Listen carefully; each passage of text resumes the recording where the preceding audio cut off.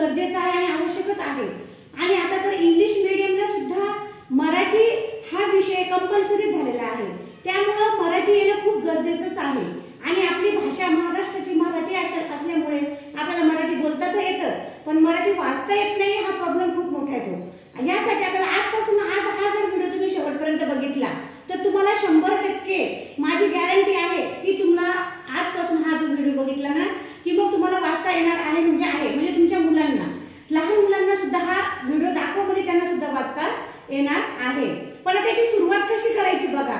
आता मी ज्या पद्धतीने मी माझ्या मुलांना शिकवते त्या पद्धतीने मी तुम्हाला सांगत आहे की लवकर येणार, कारण माझी गॅरंटी आहे मी अशाच पद्धतीने मुलांना शिकवलेलं आहे आणि त्यांना त्याचा रिझल्ट सुद्धा खूप चांगल्या प्रकारे आलेला आहे। तर फ्रेंड्स बघा, आज बघायचं आपल्याला सुरुवात कशी करायची मराठी वाचनाची। अगोदर तर सर्वप्रथम आपल्याला अ ते ज्ञ मुळाक्षरे आली पाहिजे आणि ते आल्याच्या नंतरची आता आपली पहिली पायरी, म्हणजे अगोदर आपला पहिला पॉइंट आहे अ ते ज्ञ, अ ते ज्ञ पर्यंत मुळाक्षरे। ही मुळाक्षरे आल्याच्या नंतर जेव्हा आपण क का की शिकतो आणि याच्यावर आधारित शब्द याच्यावर आधारित शब्द आपल्याला घ्यायचे आहेत, म्हणजे जेणेकरून आपल्याला वाचनाची सुरुवात होणार आहे। जसे अ ते ज्ञ मध्ये पूर्ण जे बाराखडी आहे आपली, त्या बाराखडीमध्ये आपल्याला समजा आता हे शब्द काय मुलांना ओळखायला च, नंतर म म्हणजे एक एक शब्द घ्या आणि हे नंतर त्यांना हे एक एक शब्द वाचायला लावले की इथे मग त्यांना वाचता येईल। अ ते ज्ञ ज्यांचं कंप्लीट असेल त्यांना मग हे आहे च म न, च म न। त्यानंतर आहे म कोणतेही एकाक्षरी, म्हणजे त्याला काना मात्रा काहीही नाही, ग र म, मग हे शब्द एक एक त्यांना वाचायला लावा, ग र म, ग र म।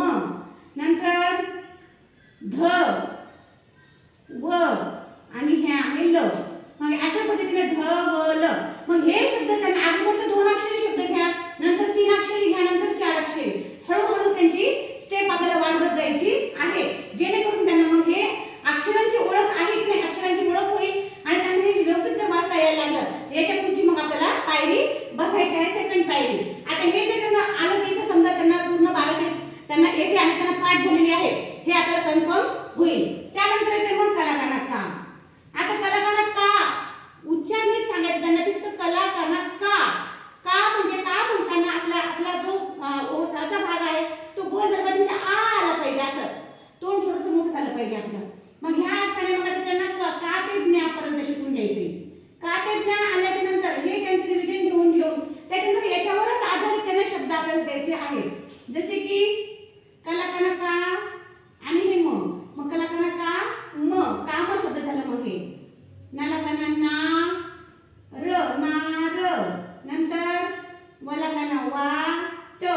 अशा पद्धतीने मग त्यांना रिव्हिजन घेऊन हे त्यांना वाचन सोपं जाईल।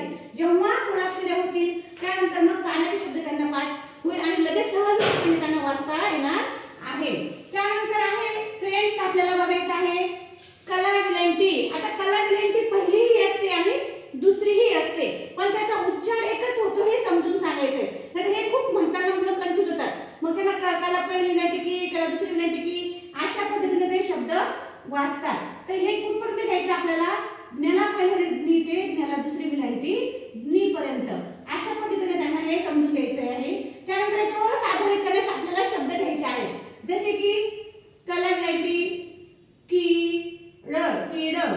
मग आता इथे मुलं कन्फ्यूज होतात काही वेळेस की याला पहिली विलंटी म्हणायची, काही वेळेस त्यांचा गोंधळ होतो की पहिली दुसरी म्हणताना, तर त्यांना फक्त आपल्याला डायरेक्टली सांगायचं की याला विलंटी म्हणा, पहिली असो की दुसरी असो त्याचा उच्चार एकच होणार। मग आपल्याला फक्त कला विलंटी की अशा पद्धतीने त्यांना वाचन करायचं आहे। मग याची वाचनाची सुरुवात करताना कला विलंटी कीड, कीड अशा पद्धतीने वाचन होणार आहे। नंतर त्यानंतर चला विलंटी ची र, नंतर फला विलंटी फी क ट, फी क ट अशा पद्धतीने आपल्याला त्यांचं वाचन घ्यायचं आहे। मग आता इथे पुढे त्यांना थोडीशी सुधारणा करण्यासाठी जेव्हा हे शब्द आपण देतो, आता समजा फी क ट आहे पण आपण शब्द दिला मग त्यांना फी कला काना का, कारण हा इकडे झालेला आहे आपल्या सुरुवातीला, तर मग आता हा शब्द झाला फी का, अशा पद्धतीने आपण त्यांना हे शब्द घेऊ शकतो। त्यानंतर आहे फ्रेंड्स उकार। आता उकार सुद्धा विलंटी प्रमाणे 2 उकार असतात, पहिला उकार आणि दुसरा उकार। तर आपल्याला यासाठी हे सुद्धा ज्ञ पर्यंत घ्यायचं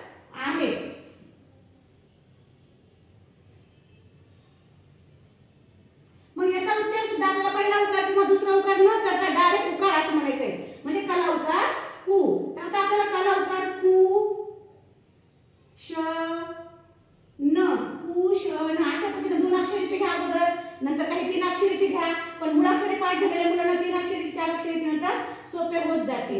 नंतर फू गला काना गा, फू गा. नंतर नला प्लेटी नी, मला काना मा, नी मा. सॉरी, उकार घ्यायचा आहे आपल्याला.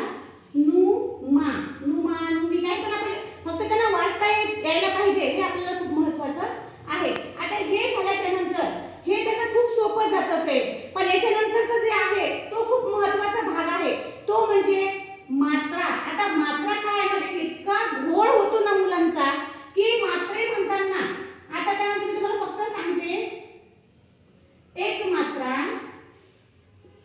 दोन मात्रे, एक काना एक मात्रा, एक काना दोन मात्रे.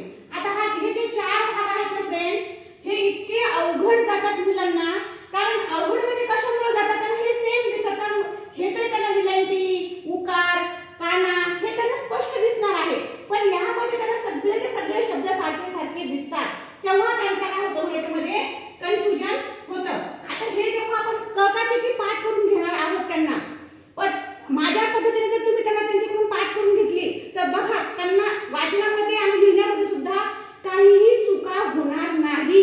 आता फक्त हे महत्त्वाचं आहे. मग याला पाठ करण्याची पद्धत काय? आता तुम्ही जुन्या माणसांकडून किंवा आपल्या वडीलधाऱ्या माणसांकडून, घरातल्या लोकांकडून ऐकलेलं असेल की याला पाठ कसं करत होतो. आता पहिल्यापासून मी तुम्हाला वाचन सांगते की आपण सुरुवातीला आम्ही जेव्हा शाळेत जात होतो तेव्हा सुद्धा आम्हाला अशाच पद्धतीने शिकवण्यात आलं होतं. क कप्पाचं, कला काना का, कला पहिली विलंटी की, कला दुसरी विलंटी की, कला पहिला उकार कू, कला दुसरा उकार कू. आता हे म्हणायचं क वर एक मात्रा के. क वर म्हणजे का, क च्या डोक्यावर असल्यामुळे क वर एक मात्रा के. आता याला परत थोडं कला एक मात्रा के म्हणतात. मग हे चुकीचं आहे. जेव्हा त्याची सुरुवात करणार आहोत आपण तर असं फक्त म्हणायला त्यांना थोडासा वेळ लागेल किंवा त्यांना थोडंसं अवघड वाटेल, पण ही पद्धत खूप चांगली आणि खूप सोपी आहे. हे खूप लक्षात ठेवणं गरजेचं आहे. कवर एक मात्रा के, कवर दोन मात्रे कै, कै. कवर एक मात्रा के, कवर दोन मात्रे कै. कला, कला एक काना एक मात्रा को, एक काना एक मात्रा को. आणि कला एक काना दोन मात्रे काऊ. अशा पद्धतीने त्यांना जर वाचता यायला लागलं तर मग वाचन करताना त्यांना बिलकुल अवघड जाणार नाही आणि लिहिताना सुद्धा खूप सोपं जाईल. त्यांचे शब्दामध्ये चुका होणार नाही. तर मग फ्रेंड्स आपल्याला बघायचं आता मी हे चारही एकदा सांगते तुम्हाला, कारण आता आपल्याला हे अवघड तर आहेच, पण याला सोप्या पद्धतीने कसं करायचं हे आपल्याला बघायचं आहे. आता समजा आपण के वरचे शब्द घेतले, के र, चे प, खे डवर एक मात्रा डे. मग याचं वाचताना डायरेक्ट न वाचता काय वाचायचं आपल्याला, कवर एक मात्रा के र, चवर एक मात्रा चे प, खवर एक मात्रा खे, डवर एक मात्रा डे, खेडे.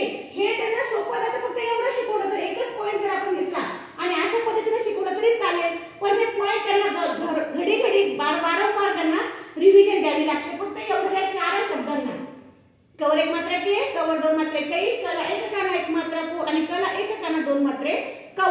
ह्या शब्दांमध्ये कन्फ्युजन होत असल्यामुळे त्यांना सुरुवातीला अगोदर असं शिकवा, मग त्यावरचे आधारित शब्द घ्या, त्यानंतर मग हे सुद्धा तशाच पद्धतीने आपल्याला शिकवायचं आहे. आणि त्यानंतर मग आपल्याला सगळे शब्दांचे एकत्र करून मग आपण त्यांना रिव्हिजन झालेले आहे की नाही आपल्याला बघायचं असते. मग आता हे शब्द घेऊया, कै. आता कवर दोन मात्रे कै. आता हे झालं राहिला विलंटी, कारण तो सुरुवातीला झालेला आहे आपला. मग हा शब्द झाला कैरी. चवर दोन मात्रे चै. उच्चार बघा, फक्त उच्चार येणं खूप महत्त्वाचे आहे आणि मात्रे धारा ठेवणं महत्त्वाचे. चवर दोन मात्रे चै, चै न, पण याला म्हणतात चैन, है की नाही. त्यानंतर शब्द आहे वैरी, वैरी. याला वेरी. जर याच्यामध्ये वाचण्यामध्ये आपलं कन्फ्युजन झालं, व वर एक मात्रा वे होते, अशा पद्धतीने त्याला वे म्हटलं तर ते चुकीचं होईल. मग याचं वाचन आणि उच्चार ध्यानात ठेवायचा आहे. व वर दोन मात्रे वै, अशा पद्धतीने. आणि त्यानंतर मग खवर दोन मात्रे कै, खवर दोन मात्रे खै, गवर दोन मात्रे गै. असं म्हणता म्हणता त्यांच्या जिभेला आपल्याला वळण लावून घ्यायचं आहे, जेणेकरून त्यांना अभ्यास सोपं जाईल. अशा पद्धतीने घेतल्यानंतर मग आता समोर येते आपला कला एक काना एक मात्रा को. आता हे कला एक काना एक मात्रा कोच्या नंतर मग घ्यायचं आपल्याला खो, खला एक काना. अगोदर काना घ्यायचे, नंतर मात्राचं वाचन करायचे. मग खला एक काना एक मात्रा खो, पला काना पा, खो